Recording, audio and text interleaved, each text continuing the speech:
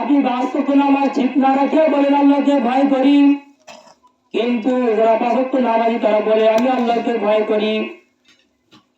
আপনি পর্দা লঙ্ঘন করে বলে আমি আল্লাহকে ভয় করি, আর আমি পর্দা রক্ষা করিয়া বলে আল্লাহকে ভয় করি। আপনি হারাম খেয়ে বলেন আমি আল্লাহকে ভয় করি, আমি হারাম থেকে দূরে থেকে বলে আল্লাহকে ভয় করি। তবে এই ভয় কি সমান হবে বলেন? এই দুই ভয় কোনদিন সমান হবে না, এই দুই ভয় তো সমান হবে না।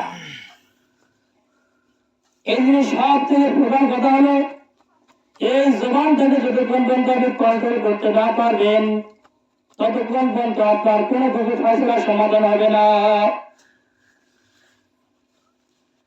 এই জন্যই আল্লাহ সাল্লাল্লাহু আলাইহি ওয়াসাল্লাম বলেন খায়রুন নাস মান ইয়ানফাউন নাস,